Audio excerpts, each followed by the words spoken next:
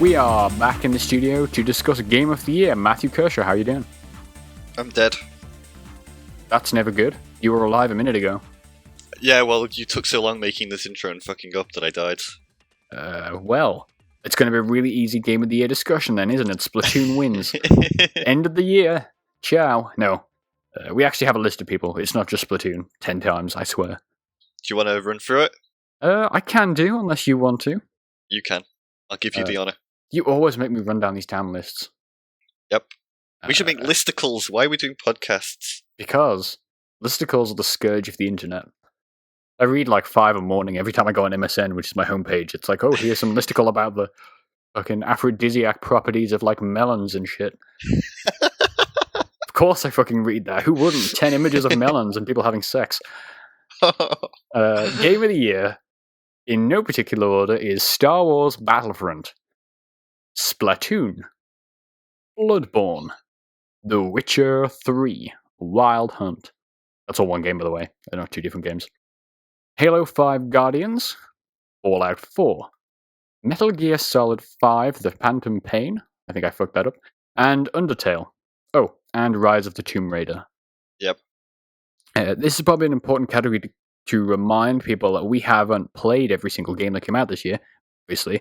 And there's a couple of big ones like Super Mario Maker that I'm looking forward to jumping into during the holiday break. So if they are amazing, like certain people say, then they should make it onto my personal top 10, if nothing else. But we can't play every game, so yeah. So there you go. Yeah. Where do you want to start? These are all stellar games. I think we can easily start with saying that Metal Gear Solid 5 The Phantom Pain can't win because it wasn't a finished game. It was a great game to play. The 60 hours that you put into it were amazing, and then you get to Chapter 2, and it all falls apart. Yeah, it's really insane when you think about how they... Like, Chapter 2 hits, and you're literally promised a second adventure, basically, aren't you? Yeah. And that's about four missions that could all be endings in their own right that aren't great. And like 10, 15 replayed levels from earlier in. I mean, the only saving grace of Chapter 2 is, again, we're going to spoil video games, Quiet's whole part about her leaving. Yeah, that was damn good. I mean, that's why she won our best character. Yeah, also Sean is the head of the Institute. In case you'd forgotten. Yeah. Yeah, also that, the quarantine mission. Oh god, yeah, that was Chapter 2 as well. Okay, there's only 2 redeeming parts of Chapter 2. What? Wait a minute, there might be 3. The part where you throw Huey off the rig in a little dinghy. Not Huey. Yeah, is it Huey? No, it's Hal. Is it? No, it's Hal, isn't it? It's Huey. It's definitely Huey. Oh yeah, it is Huey. Okay, Hal is his son, Archon. Yep. I quite like that part. You know, with all the men chanting in the red room, wanting him killed or whatever. I would much prefer if there was like an after credits scene of Huey getting cooked and drowning in a pool. I mean, that wouldn't be too bad considering what he pulls. Yeah. He's so fucked up. The thing he does to Dr. Strangelove, and like, here's a 10-minute recording of her dying, trapped in a room. So fucked up. No, she locked herself in, I swear. Yeah, absolutely. He's a fucking piece of work, you know? He was a great character, though, because you believed him up until the end. Yeah, I fucking hated him by the end of that thing. I was like, I just wanted to fucking bitch slap him with a Metal Gear arm. Yeah, that quarantine scene, though. Really strong stuff, wasn't it? Yeah. I mean, I think we said this sometime before. Kojima does, like, spooky really well. He does, like, you can make a scene, even in a game like Metal Gear, a game about action and obviously stealth, you can make a game feel like a horror game. Like when you're walking in there. That entire part of the game, that quarantine mission, is like the best part of that game, especially when you enter that room and you see all your soldiers who are infected. Oh god. And you have the Peace Walker music playing, and they all stand and salute you as you have to gun each and every one of them down. One survives, though, which you then carry on your back out to the quarantine airlock, I guess. Until it turns out he's in fact infected for some reason. You have to fucking shoot him. How did that play out for you? What do you mean? Like, I shot him and I fucking smeared his brains up the side of the door handle I had to use. It was really, really amazing. Yeah, I did that as well. I took them all out with my pistol. Yeah. But I heard I heard, and I still haven't gone back and tested it because I don't want to go through and kill more of my soldiers, that if you take the Peace Walker tape, they start humming it instead, Oh so you god. can't escape from the fields. It's Oh great. god. But I Okay, mean, yeah. that game is flawed in that it wasn't completed, it wasn't finished. I have some issues with, like, you fly in, land at an area, and then you have to run across the desert or the jungle to get to where you want every single time. Yeah, I don't know. I loved every part about that gameplay except the multiplayer, Yeah. which is like super flawed because fucking no one's playing it. I mean, people were playing it when we played it, but of course there were Yeah. issues with the servers and the menu system and all that crap because it's a Yeah, Japanese game. They're not playing it anymore though. It's the real problem. Yeah.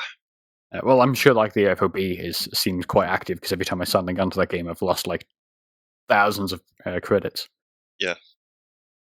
But the competitive multiplayer, we were trying to play a couple of games yesterday, didn't we? We had like 2 people seem to be online playing anything. Yeah. It was granted it was middle of the day UK time, but that still feels pretty bad. Not that that affects the quality of the game. It's just it's a bad thing, obviously. It doesn't have the retention. No. So Metal Gear Solid doesn't win. No, it doesn't. I'm going to make a case that Undertale shouldn't win, but it should be nominated at least. It's an above average game, but at least you haven't played it. I played it. It didn't capture me in a way that it captured a lot of people. I got bored of it a lot of times, which is why I haven't gone back and finished it. The soundtrack is the best part of that game, which is why it won our best soundtrack of 2015, but the game is just slightly above average. Yeah, I still don't know what the gameplay is. Are you just trying to avoid being hit with a heart? Is that the whole thing? That's the combat, yeah. Right. And then what's the rest of it? Well, when you're not in combat, what is it that you're doing? You are trying to escape the underworld, which you somehow fell into. I mean, that happens to everyone at some point. Giant sinkhole opens up. But it's mainly it's a mainly game about characters and your it's mainly kind of like an interactive story. I mean, the problem I have with Undertale is like it punishes you for killing things, which I guess in a way it should, morally and ethically. Ethically, yeah. I mean, if you're killing things, you're a bad person and you should be punished for it.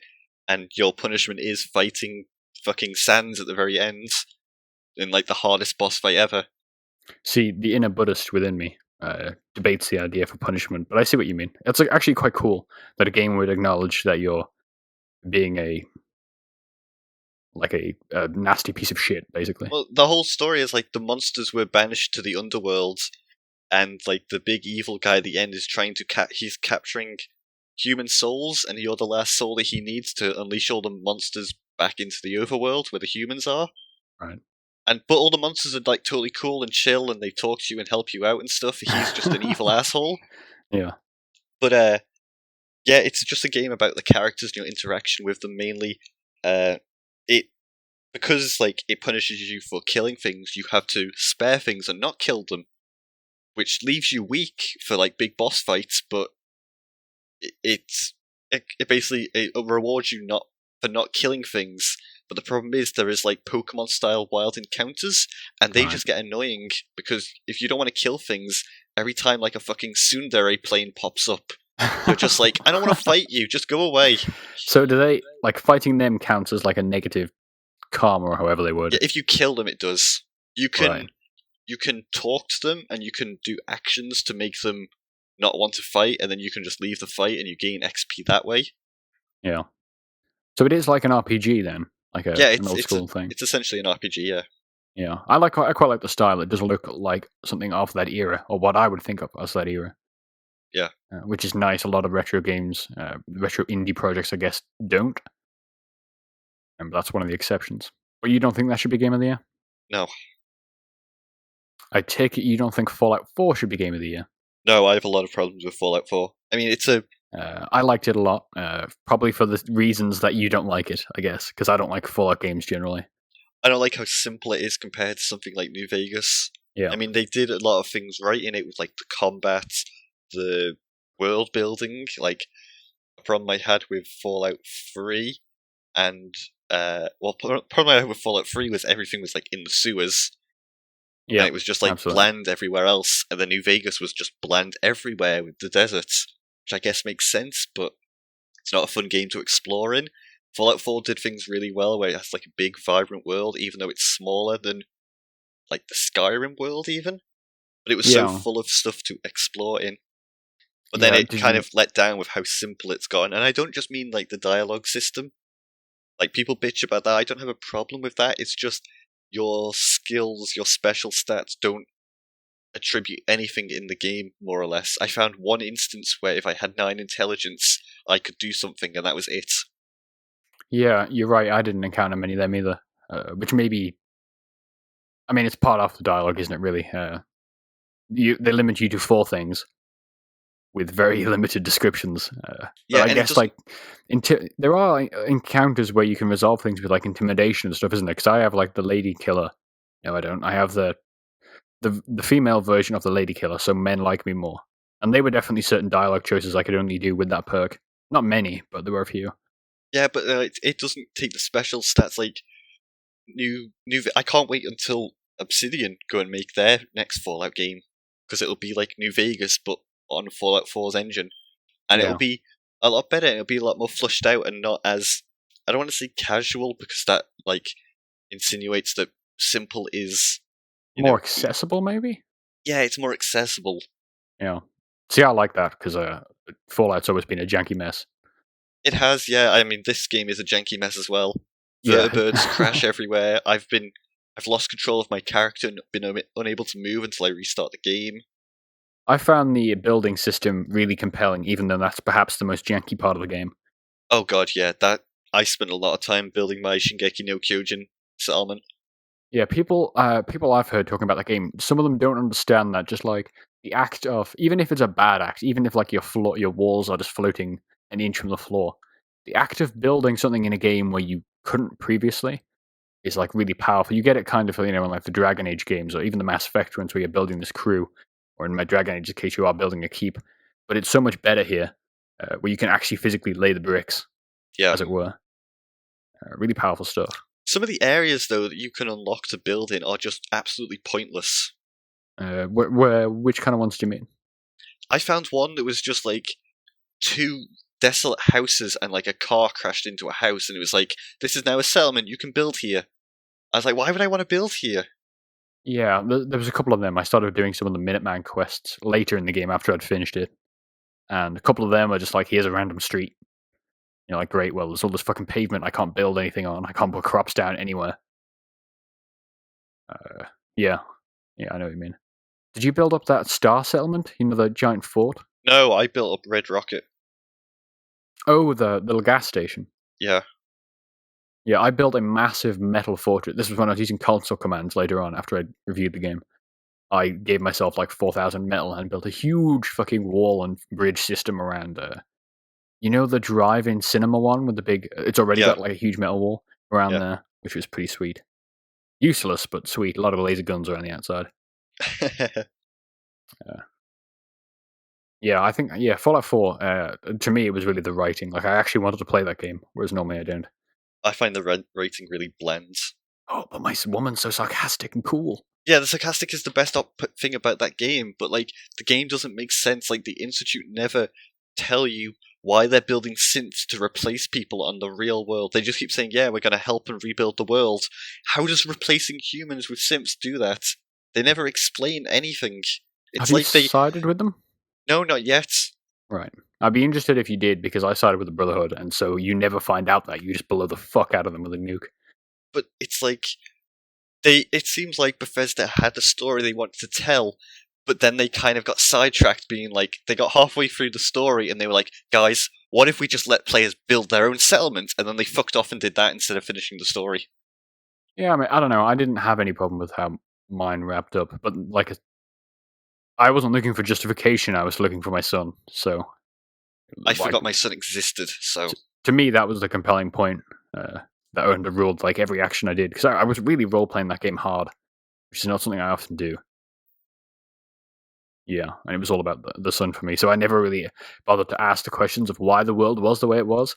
It was more just like, I need to get through this shit to find Sean, and then that goes in some amazing places. if you haven't already had it spoiled for you. Sean is the head of the Institute. Yep. It is a good reveal, though. It's really well done.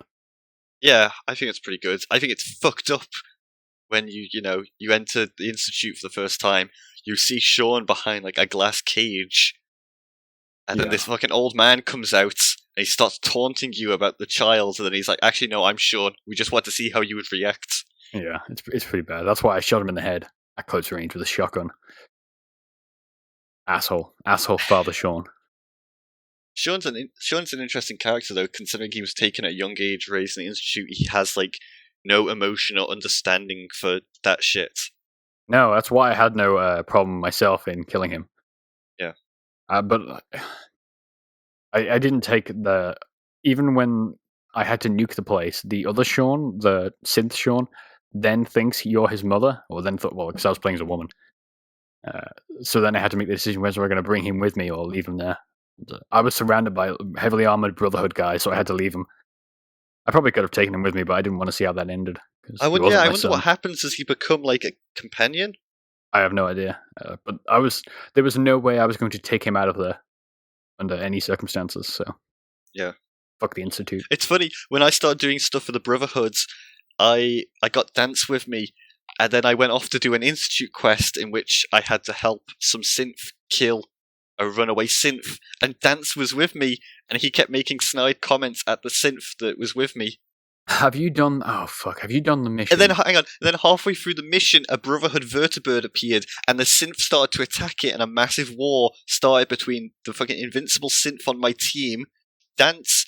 Those two were both killing all the Brotherhood people that were coming after us. Dance was attacking Brotherhood? Yes. Jesus. Because the Brotherhood attacked me because I was with a synth. It's weird. Yeah. There's a mission where I don't think you've done it, where it's like all the factions come together in a giant fucking war. That's really interesting, depending on which side you're playing, because I was allied with them all, so I could shoot anyone and none of them were shooting me. They were all friendly to me, but then I was just taking out whichever... I was obviously supporting the Brotherhood. But yeah, when you get to that point, it'd be interesting to see how yours works out, depending on how you've run it. That sounds pretty cool. I was best of friends with everyone up to the last minute. Playing all your cards right. Yeah, Fallout 4 doesn't win either. No. No. I don't think Halo 5 Guardian should win. No, but I think it plays really fucking well. It plays well, but it's not a great game. I think it's maybe my favorite first-person shooter ever, in terms of gameplay. It's really smooth. It adds a lot to like the core Halo mechanic. The campaign is... It's disappointing how that thing ends. How the pacing of the campaign was the real problem for me. But like, there's some really good gameplay scenarios in that campaign that you should see, even if you don't give a fuck about the story. Like, you should play them for them. Yeah, because they're really good. I have a massive issue with the multiplayer. The microtransactions? The microtransactions, the way it's built around having you buy these packs, it's pretty much geared towards, yeah, you have to buy these packs if you want to earn shit, but also like the arena, a lot of the maps are really shit. Yeah. I've had fun doing like snipers on a couple of the actual nice looking maps, like the underwater one. I just keep getting that awful green city one.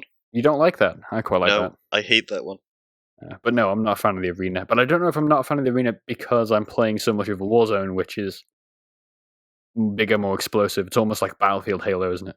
That's all I play, and I hate it because I was playing yesterday. A great game. The very end, our team was on like 999 and the enemy team got 1,000. So we barely just lost. But that entire game was one person on my team and one person on the enemy team just throwing cash at the screen, spawning in scorpions, and they just kept having tank fights in the middle of the street.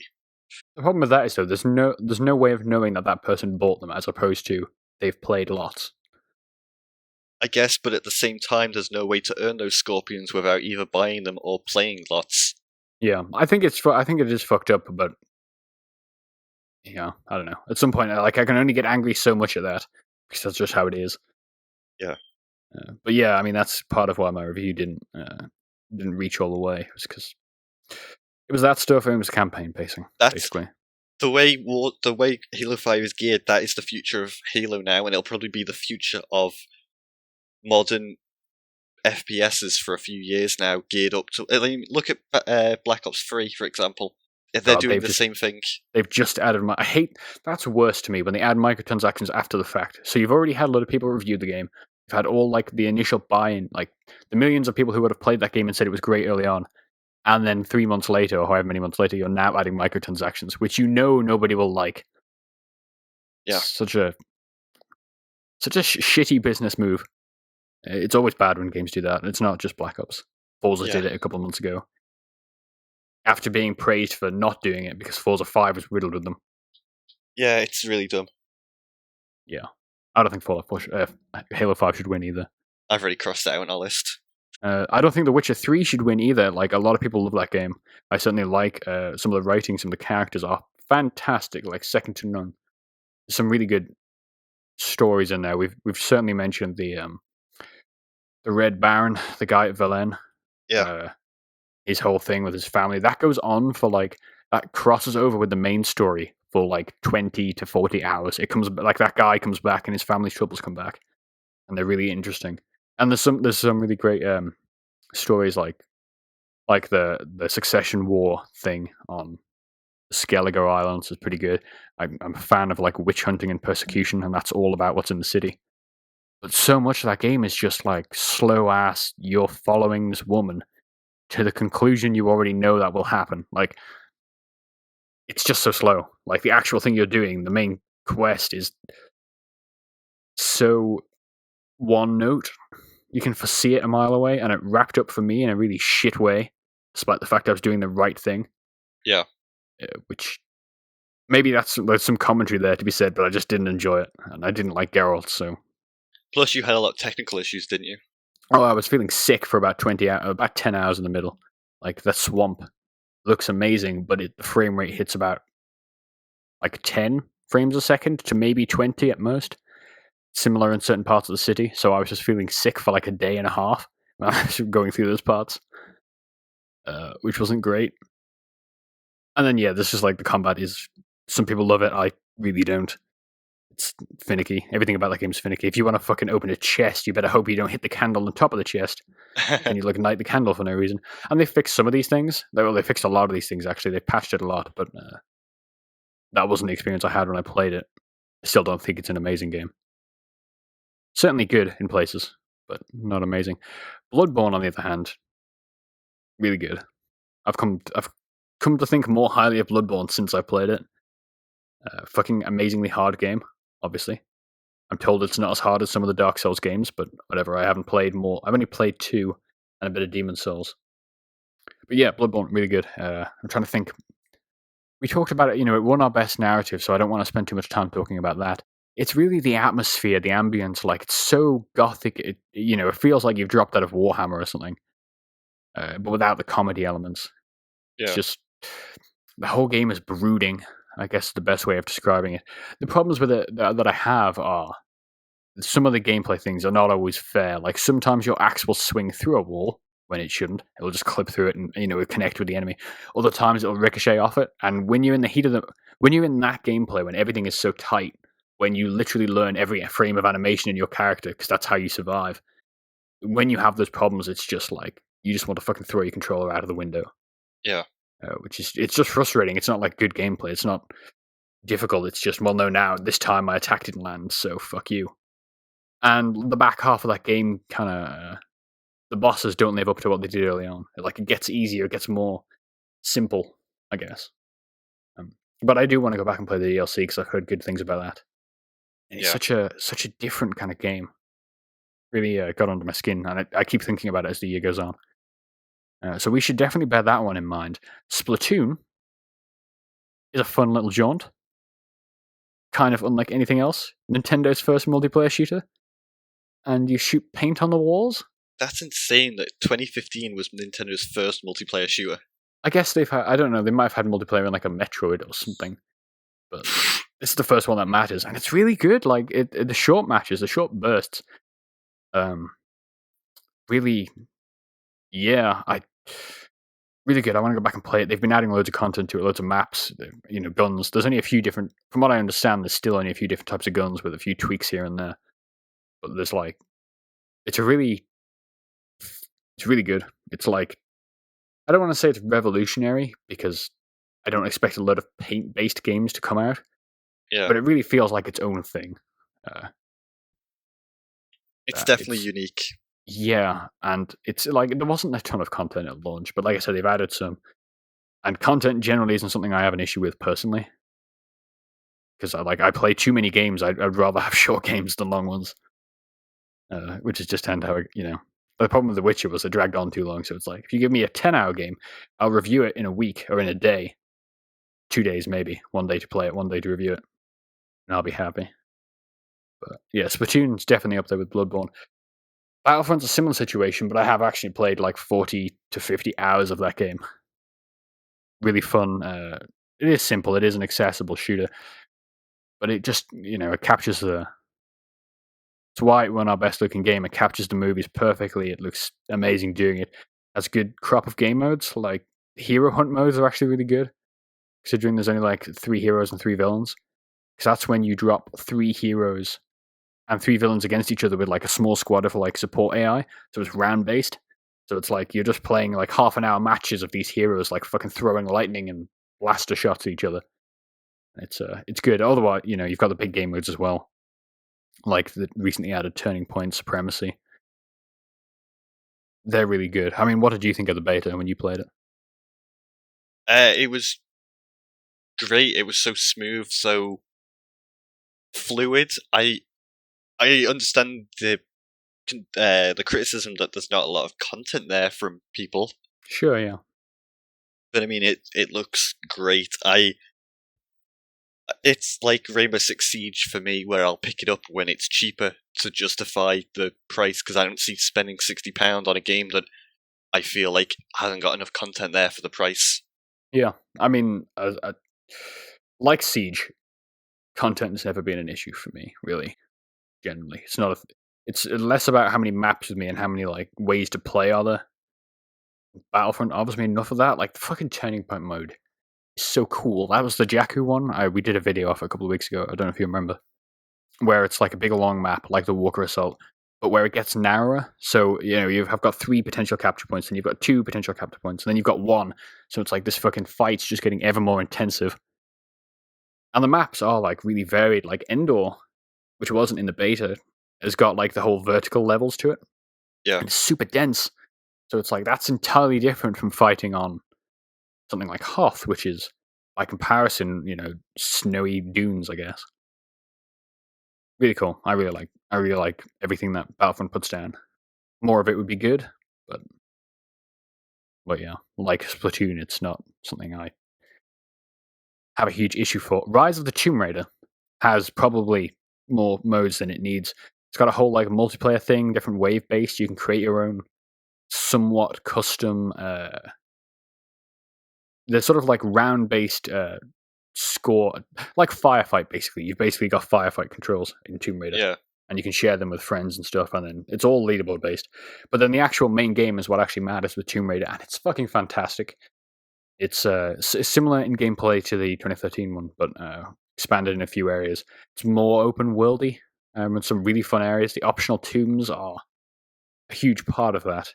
yeah, Each one focuses around a puzzle of one manner or another. They're not super hard, but you'll get like 5 to 10 minutes out of a tomb, and it's just like a little hit of that like PlayStation 2 era crawling through caves.